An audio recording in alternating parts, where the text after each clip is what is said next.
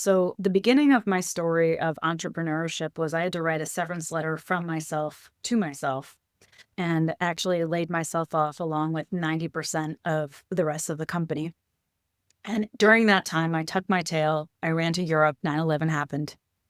Thought I'm never going to work again. Came back and was just hanging out. Went to San Francisco where I hung out with my sister, where she was the only person working post .com implosion, post 9/11. She'd go to work and I would go to coffee shops and kind of lick my wounds and feel so ashamed for the face planting and the failure. And everyone else who was also laid off would be like, get over yourself. We tried to do something really big, but the internet is here to stay. We will all ride again. And I got a little bit of that West Coast grit and resilience that was really important. Meanwhile, Harry, the founder, pulled off a miracle and raised $1.6 million in the fourth quarter of 2001, where I think nobody else on the planet raised money. And he called me back to help reboot the company. Welcome to Scale Like a CEO, the show where we dive deep into the strategies and stories behind scaling successful companies. Today, we're in for an incredible conversation with Amanda Lannert, the CEO of Jellyvision, a company that's revolutionizing how people navigate complex healthcare decisions. Get ready for powerful insights on leadership, scaling companies, and how Amanda's unique journey has shaped her approach to building trust in an industry where it matters most. Let's jump right in. And thank you so much for joining me on Scale Like a CEO. And it's great to have you on after having met several years ago and having some mutual friends in common. But to get us started, if you would just give us a 90-second intro to you and your business. Sure. I'm Amanda Lannert. I'm a CEO of Jellyvision, a company that makes a platform called Alex that is designed to make really complicated, really high stakes decisions like choosing and using your employee benefits or signing up for Medicare feel human and clear and actually doable. And why do we do those? Because no one should need a PhD in insurance to see a doctor or afford their meds. Our mission is to be helpful. We go to where there's furrowed brow, where people are trying to do something complicated and boring but important, and we talk them through it. And there is not much as complicated, boring, and important as healthcare in the United States. But it is great to be here, Justin. Great to see you again. Yeah, so I love that. I've seen, I don't know that I've used your platform in practice, but I've seen demos and stuff. And so it's really great. And I love the production value that you all have. You started talking about it a little bit, but I'm curious, what are some of the biggest challenges you see in the industry and how you're helping solve those?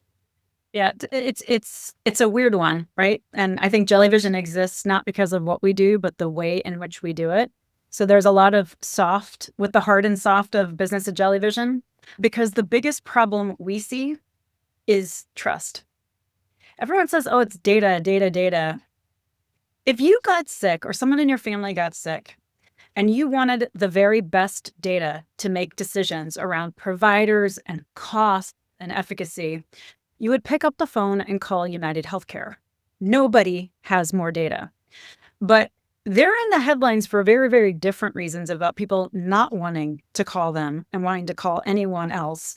And with employers in the business of sponsoring so many benefits, there really is a question about who can you trust to have your best interests at heart. You can trust your doctor, but they may not know what things cost, right? They may not know what else is going on in your life and what counterindications could be. So we really see the problem. There are many problems of middle payer models and misaligned incentives and all those kinds of things. But we are trying to solve the problems around healthcare, the cost of confusion as it relates to you don't know who to trust.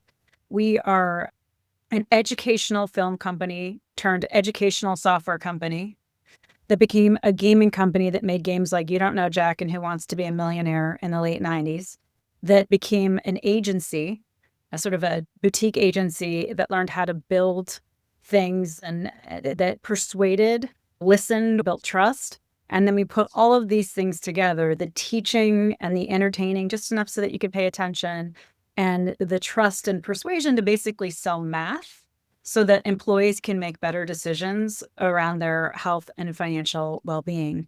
Our algorithm is utterly employee directed. We will not work with a customer or partner who asks us to make something look better than it is.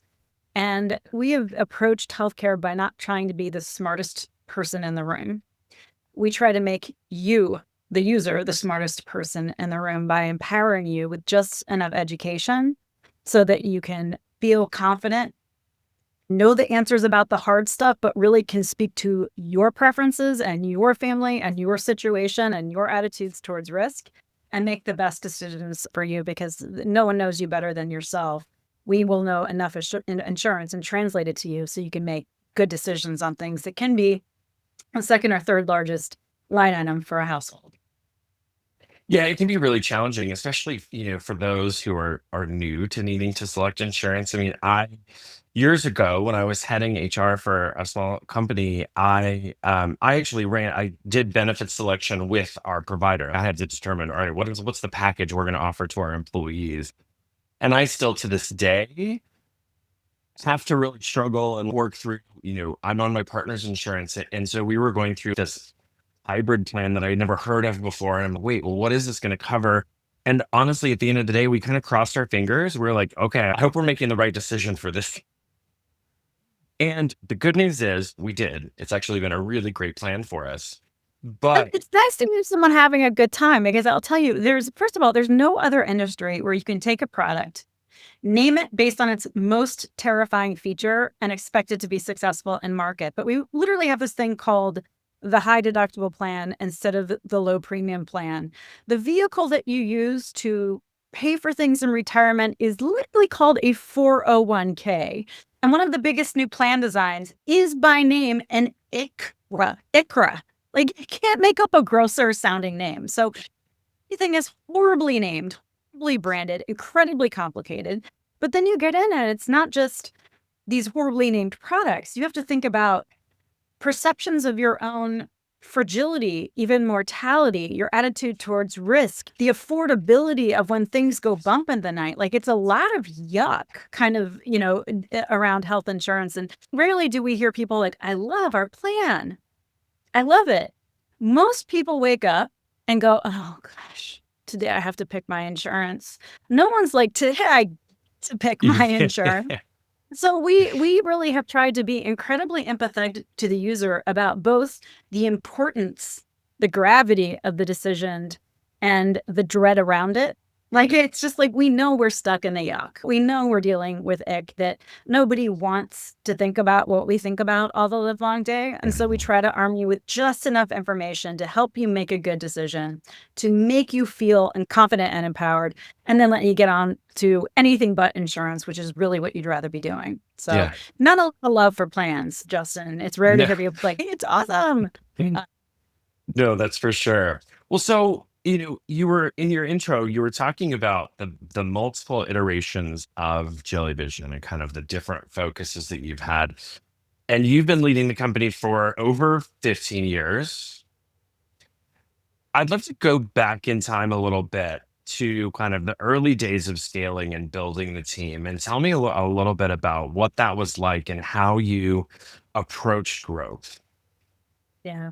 So just to be clear, I'm a joiner, not the founder. I was the first employee hired at Jellyvision who didn't meet the founder. I joined as marketer because Jellyvision didn't want to give me even a director level title, and I was VP track at a much larger company. So I said, let's not fight. I won't take a step down, but I won't fight over a specific title. So I'll just come in as marketer. And I became president of the company less than a year later and inherited my first P&L of a company more or less going off of a cliff. We made money back at the time on these things called CD-ROMs that you would put data on and feed them into a computer. And data was going from being on CD-ROMs into the cloud. So the way we made our money, CD-ROM games, the price point went from $30 to $20 to $10 to $5 in about 18 months. And so our ability to monetize dropped by 1/6 similarly, or dropped by 5/6 in a similar time frame. And so we had to try to figure out how to keep the company alive. And more or less, I was very candid with the founder, identified, hey, we're in a really big time of everything's moving to the cloud, everything's moving to the internet. But then the bubble burst, the dot-com bubble burst, and we said, all right, figure out how to finance this business. I said, hey, listen, we have got to do things differently if we're going to survive this transition to the internet where things are online, but nobody's making money yet. So we put together 3 deals that were on consoles: the first Xbox, the first Dreamcast, the first PlayStation. Even though the majority of investment in the time was going to core games that showed off the technology, we're like, "We'll be the family game that you play during the holidays." And put together 3 deals, and the first one died, and the second one died, and then the third deal died. I put the phone down and knew we'd have to basically shut down the company. So the beginning of my story of entrepreneurship was I had to write a severance letter from myself to myself, and actually laid myself off along with 90% of the rest of the company. And during that time, I tucked my tail. I ran to Europe. 9/11 happened. Thought I'm never going to work again. Came back and was just hanging out. Went to San Francisco where I hung out with my sister, where she was the only person working post .com implosion, post 9/11. She'd go to work and I would go to coffee shops and kind of lick my wounds and feel so ashamed for the face planting and the failure. And everyone else who was also laid off would be like, "Get over yourself. We tried to do something really big, but the internet is here to stay. We will all ride again." And I got a little bit of that West Coast grit and resilience that was really important. Meanwhile, Harry, the founder, pulled off a miracle and raised $1.6 million in the fourth quarter of 2001, where I think nobody else on the planet raised money. And he called me back to help reboot the company. So I was one of, I think, 9 original employees that were a reboot or an offshoot of the gaming company. We had a new lease on life. We're going to go to where there's furrowed brow, where people are trying to do something complicated and boring but important, and we'll talk them through it. We had new financing. We had new West Coast resilience. And then we proceeded to spend the better part of a decade, almost 7 years, going sideways. Never quite getting traction, but managing to not run out of money despite a few more near-death experiences. So in short, my journey into entrepreneurialism was accidental. It's all accidental. I wasn't a founder who sat down and said, "There is a problem that bothers me so much. I'm going to do the very hard thing of starting a company to solve it." I joined and then began this journey of bobbing and weaving and reinventing and pivoting to stay alive. And everyone thought, "Oh, you're so great at pivoting." I'm like, that's not a positive. That's because it took us a long time to get to traction. But I have all the lessons of multiple reboots, multiple pivots. And then, very luckily we've found scale, and I've seen now the pains of growing. And I've seen the pains of standing still. They're painful too, versus just the pains of starting and sputtering. So I've seen a lot. Let's dive into it. What would be helpful to talk about more? Well, so the first thing I'm hearing is a bit of product market fit that comes up a lot. And it sounds like you've gone through multiple iterations of that. What is, because I'm sure you've got a lot of war stories in there, what's like kind of the top one that you'd pull out and say, like, here's how we finally got it right? Yeah. So there's so many things go into it, but perhaps the definition is, what is scale or product market fit? How do I define it? And I define it simply as when you can sell the same thing repeatedly to satisfied customers for a profit. And we were very good at the 0 to 1, the first sale. And a lot of times what we would do was very special and unique and novel. And when you're doing something that is special and unique and novel, that creates competitive in-market differentiation, the second your partner who starts to get success with you, they do is ask you to not compete against them and do it again for anybody else. So as an agency, we realized there's a big difference between doing go-to-market things, customer acquisition things, and employee benefits, or customers that could be die-hard arch nemesis wouldn't mind if we helped both of their employees. So understanding where you can get repeatability, understanding where there are common enough problems, deeply enough felt, that you could build something unique and bespoke to really drive up the price point per customer, but do it repeatedly, is how we sort of cracked the nut on our business. We figured out the difference between customization and configuration, and we built that into a business so it felt very bespoke, but was rather knob changing, turning the knobs and dials, than it was building something repeatedly from the ground up. So obsessed with being in market, obsessed with listening to customers, setting them up to comfortably tell you the truth. One of our core values is seek and tell the truth with kindness and respect. One of the best things you can get is a quick and hard no. And then you say, awesome, I've heard the quick and hard no, it's over. Tell me why. And then you get the real truth, the lessons, and then you can go and get better. Just a lot of times, a lot of scraped knees before we ever got to traction. And I think one of the key lessons that's different about Jellyvision, which is kind of a unique company to begin with, is we know that there are two types of VCs. They're venture capitalists who can finance your business, but there are also vested customers. Very often, I see the desperation in companies to get any traction, and so they give away free pilots. But the reality is, skin in the game is a powerful weapon and a powerful motivator for both parties. And if you don't have skin in the game as a partner, you may not be the partner someone wants to deal with at all. We charged the most for our early customers because they felt the pains we were solving so profoundly. They were willing to work with a scary startup. They were willing to be at risk with a company that couldn't get through their normal procurement processes. And also, they were innovators who valued being first. And both the magnitude of their pain and the fun of being first was something we could monetize. So we really funded the business more often with vested customers, large customers in a B2B space that were willing to write big checks to be first, to solve scary problems.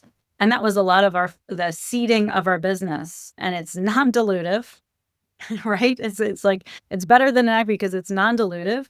And it actually is making you better in market instead of, what venture capital is, which is, to be a little bit cynical about it, an awful lot of obligation, right? You got to go pay back that investment. You got to go create returns on that investment. It's not validation, it's obligation. I really like the two PCs. I hadn't heard of this idea of the vested customer, but that's so valuable when you've got people who want you to succeed from that angle, because that is a real true partnership where they're investing in making it happen. I love that. And I also love the understanding the difference between customization and configuration. That really resonated with me because one of my favorite moments in my career was working when I was with Big Machines, another startup here in Chicago. Right. And we had grown a lot through a lot of customization. There was still a core product, but we would still go land a big customer, customize for them. And when we really made the pivot to scalability was shifting to, we're going to make a configurable product with minimal amounts of customization. And then it was just up and to the right until we were acquired by Oracle.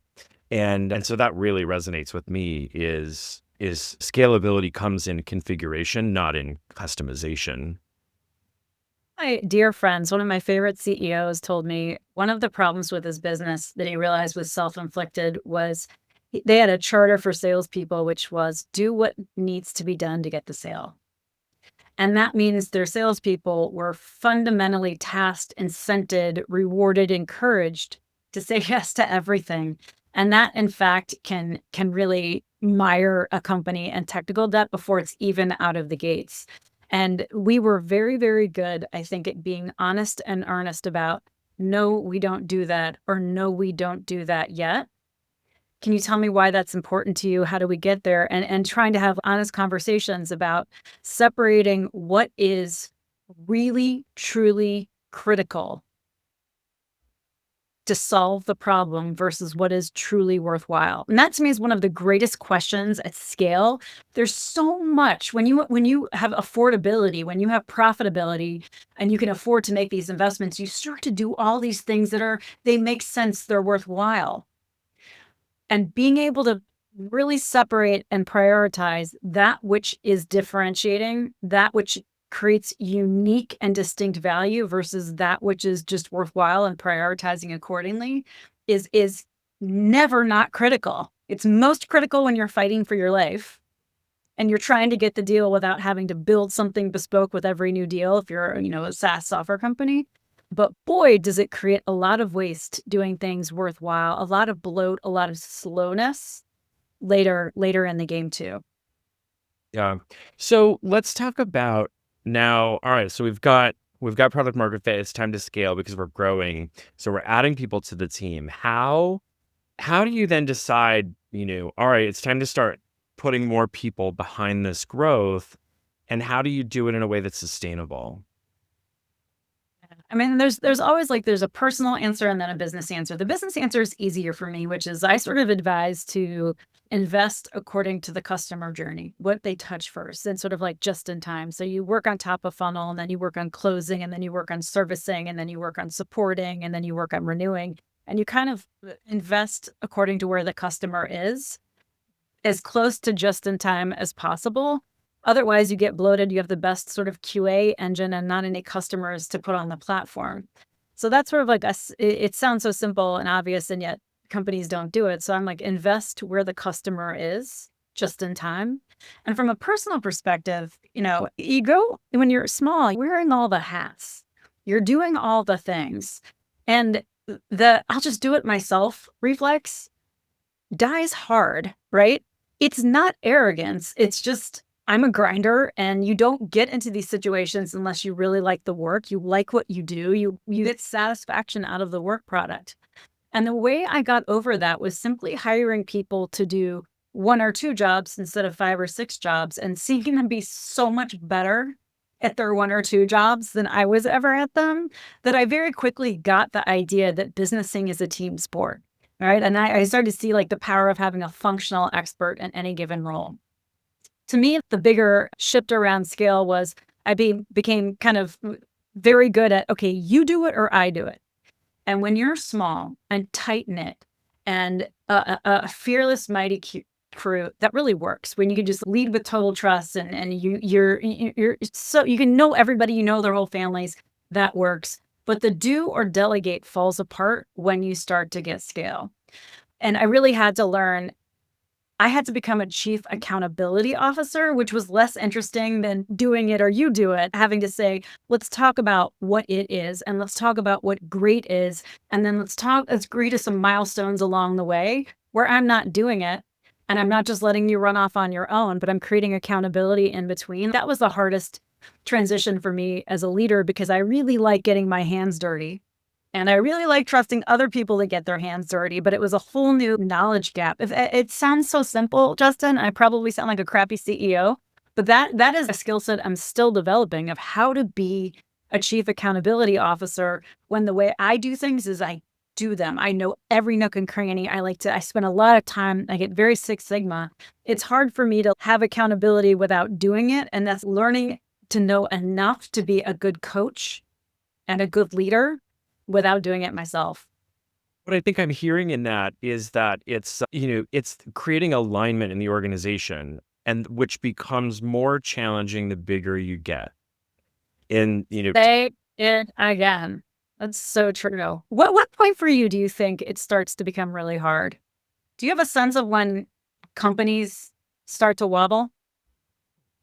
So I think if we look at kind of even just in the research, it's 100 to 120 people. Once you get beyond that, it's really hard to keep alignment with that group of folks. But I do think, it depends on how fast you're growing. But I think even at 50 and 100, there are probably some bumps. And then once you get over 120, that's where you really have to be intentional about how you're creating the vision and the alignment to that vision. Because you start getting people going left and right off that vision, and now people are just colliding all over the place. I think that there's an anecdotal way to look at it. It's when you ask somebody why you're doing this or why you're doing it this way. Just, hey, what's going on with this? Why are you doing it this way? Well, they said, I'm like, they as in me? I'm Amanda. Like, I'm unemployable elsewhere. I bleed for this company. They is Amanda. And now they can be my boss, my boss's boss, leadership, executive leadership. It's when you shift from knowing faces and having intimacy, and I'm talking about people, but I'm talking about organizational structure.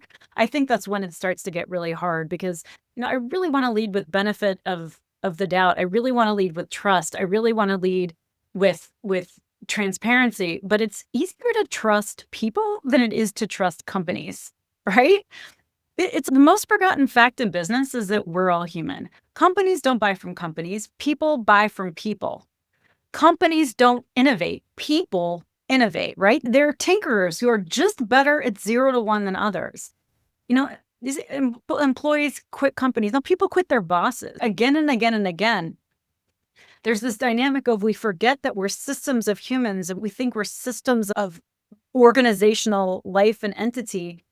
And then we stop leading with trust and we stop forgiving mistakes as easily and we start to worry more about risk instead of, what good judgment and a motivated person can do to create something new and different. That's maybe when the magic starts to fade and the conglomerate starts to rise. Yeah, my guess is I'd say smaller than 100 to 200 in my experience, closer to 50 to 60. I think it's the first time a company structure really breaks and you need managers. And then you need managers of managers and leaders of managers of managers. And then it's just, communication is never crystal clear when there's some level of telephone. Yes, I love they said. A CEO that I worked with many, many years ago, he would always call that out. And he'd say, "Who's they? Who? Yeah, Who's?" actually, it used to be me. It used to be, well, they said. I was like, wait. Hi, I'm a man. I mean well, but make mistakes. Call me on it. Like, let's have a conversation. And now it's like, which they? Because there are lots of different potential theys. It's people. Peopling is hard work. It can be really, really hard work. It's also the best work. It's the most rewarding work. It's my highest highs. The wins of people at Jellyvision are like my most profound joy, but still, it's a lot of work. Love the phrase "peopling is hard work." You talked about kind of past that 50 to 60, you've got to start hiring managers of your people, and then you've got managers of managers. Tell me about scaling leadership at Jellyvision, and as you grew, how did you build the layers of leadership that you needed to grow the company? Yeah, I think early on it was really easy because one, you have such visibility to the work and to the person. And we were kind of hiring birds of a feather, people that we thought would be good cultural fits. But as we realized we're serving not tens of thousands of people or hundreds of thousands of people, but millions of people, we realized we needed a lot of different perspectives. And we fundamentally started hiring people different that would be culturally additive, not culturally meld. We wanted to change the culture, evolve the culture. And we started asking, not are you a bar raiser, that's Amazon's thing, but are you going to evolve the culture in a way that is better representative of the 8 million or so users we represent? And I think that's when it starts, when you lose visibility of people and you can understand you have mind meld, you have really shared values, maybe even similar ways of working. As you start to lose the direct connection and you stop knowing how people are motivated and why they do the things that they do, I would start to see work where I would kind of be like, talk to me about how we got here. Talk to me about why this decision was made. Do you know why we used to do it a different way? And I realized a whole huge part of my job is to tell the same stories over and over and over. And because Jellyvision's been around for a long time, yeah, I might be like the sentimental parent who's whipping out days of yore. I understand that, people who have been in seat for 2 years don't tell the same stories of history, but telling the stories of why over and over again is a huge part of the job because I don't want to be watching everybody's individual work. I want to hire truly great, talented people with integrity and good judgment, inform them as to the whys, and then let them make the choices and the decisions that are best, knowing today is different than yesterday in all kinds of different ways. So as you start to scale, I mean, there's nothing more important than hiring humble, hardworking, self-adaptive learners who have integrity. And I harp a lot on integrity. Jellyvision is not a growth at any cost business, never has been, never will be, because that's how you die overnight. You can make all kinds of earnest mistakes. If you apologize, sit down and say, here's what happened, here's what I learned, here's how we're going to make sure it never happens again, here's how we're going to make you whole, except for breaches of integrity. And so you get those kinds of people, and then just go on loop telling stories about why. That's the best I can advise about how to scale, is be a storyteller about why we do things the way we do, why we care about customers the way we do. I'll give an example. We ripped off Maya Angelou. She has a quote. I'm going to paraphrase it. People won't remember what you said. They won't remember what you did. They'll only remember how you made them feel. And so we say, we need you to be responsive to customers. We need you to never ghost a customer for a couple of days. If they respond, you need to get back to them. It doesn't mean you have to answer their question, but you just need to say, I've heard you. Why do we ask you to be responsive? Because it makes them feel important. And if you had the power to make somebody paying your bills feel important and valued, why would you not? It's very different than micromanaging someone about accountability and response time. It's saying you wield the power to make someone feel a very positive way. That's why we ask you to be responsive. And it becomes much more about how we're making our customers feel than the rules of engagement. Companies default to rules of engagement. We try to talk about the why. Why do we try to be funny in meetings? Because we live in a cynical world. And if you show up eager to please, you can make someone's day. You can literally be the bright spot of a week if you are eager to please and you try to not be boring and you try to be delightful. Never mind, it also helps with learning and all these wonderful things. So the example of it, I quote that quote from Queen Maya over and over, and I talk about it. We do these things. Why? How do they make people feel? And we have a bunch of really kind, caring people here. Our mission statement is be helpful. Right? There are companies that are like, we're going to cut everybody's throat and be the first to the top of the holy pyramid. That's great for you. Ours is to be helpful. And you might say, well, that's kind of bland or milquetoast, Justin. And I would say, no, Justin, give it a minute. To be helpful, to be truly, really helpful, you have to care about someone besides yourself. You have to be empathetic. That takes a lot of energy.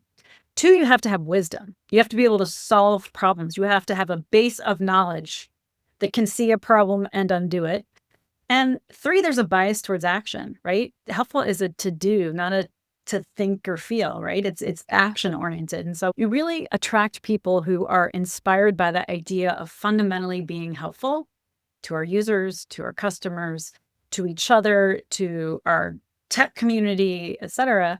And that's why I think if you really try to hire for quality and caliber person, then you can story tell about why and allow them as much autonomy as possible about how and when and where they do their work. That's the goal. Amanda, I'm inspired. Okay, I was like, you don't really try it. And I was like, oh no. Just listening. No, It's not vibing me at all, speaking from the heart. totally. No, so there's something in to summarize a lot of that, and it's something that I talk to organizations about when they're talking about culture and values and whatnot. I had a conversation with someone just a few weeks ago who was saying, I used to think this whole idea of company values was BS and just stuff on the wall. And now as the CEO's grown a company, I actually get it if you do it right. And what I'm hearing you say is that you are very explicit about what the culture is. And beyond just some posters of words, you are telling stories all the time about what it means to be an employee at Jellyvision and how we all align together. Because every company has a culture, whether it's implicit or explicit.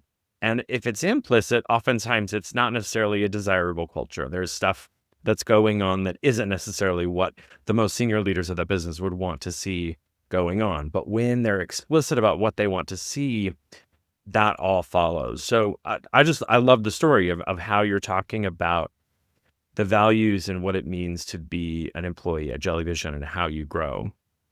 And our values, we have 5 core values. They're long and wordy, right? Because writing is so important to what we do. Communication is so important to what we do. And I suck at editing when I'm speaking from the heart, obviously. But when I was originally trying to write a mission statement or a purpose statement, we had gotten to scale, we were hiring, we're doubling the size of the company every year. Things are really nuts. And I said, all right, that which goes without saying must now not only be said, it must be written down, right? I just had this epiphany of like, we can never, it no longer goes without saying. It has to be both said repeatedly and written down. So I tried to do a mission statement, and I kept coming up with these, various statements, the owner's mindset. We all need to operate with an owner's mindset, or various things about how we're going to reach through the screen and engage learners one-on-one. And our chief creative officer, then at the time, Ali Laban, who was a man with a beard, happened to stroke his beard and say, that's not it. And then I do another shot. He finally said, culture really, everyone thinks it's about this ethos or these bulletproof values, but it's really about behavior. It's about action. It's about what happens in rooms where leadership isn't even there. When do you talk? How do you talk? Who do you work? Do you listen to everybody? Does the loudest person get to make all the decisions? What's going on? He said, think about it as what's the beat of how we do what we do? What's our mantra? And I right away said, oh, be helpful. That's obvious. That's how we need to, in every moment, in every meeting, say, all right, we understand what next steps are. When I would look around the room and see 2 or 3 people doing the same next step, and everyone could kind of be like, wait a second, we're all trying to be helpful. Who's on first? Like, that is the Jellyvision that made me the most proud. And when I said be helpful, Allard said, that's it.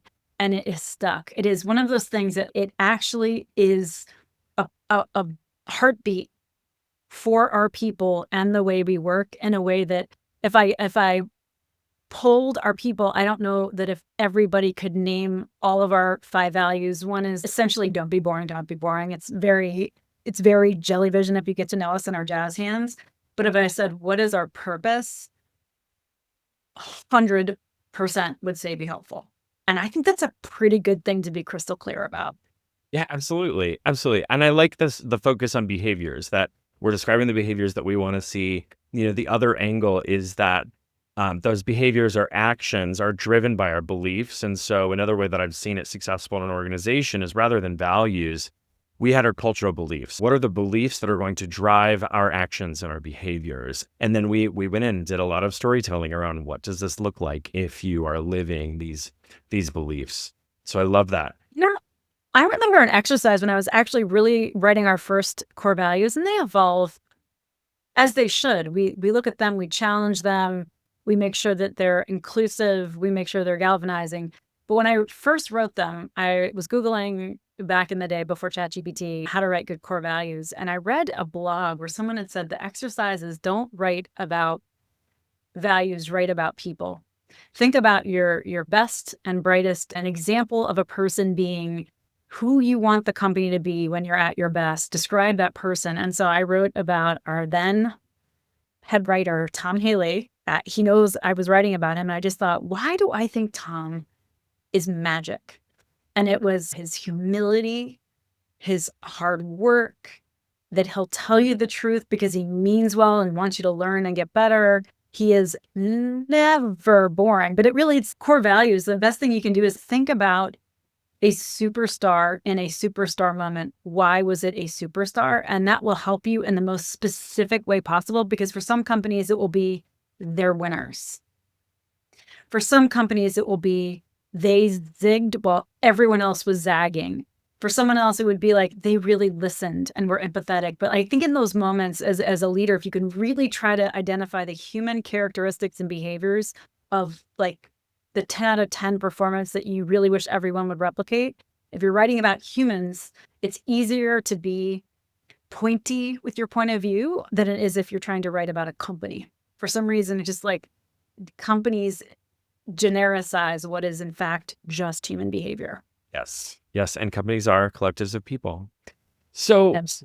Amanda, what does the future look like at Jellyvision?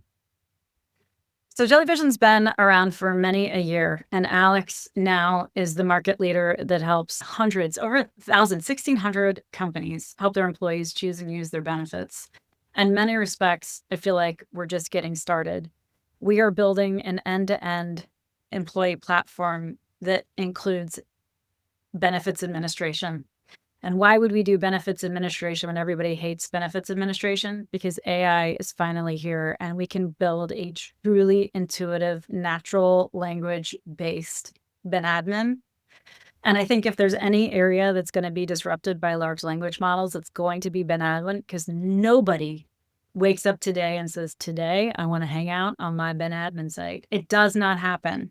You only go there because you have a need that is personal to your life, that you want resolved ASAP, and large language models are chef's kiss for it. I think UX is going to die in the world of employee benefits, and we are going to be the ones to kill it with this platform. And the second thing is we understand our North Star is the employee.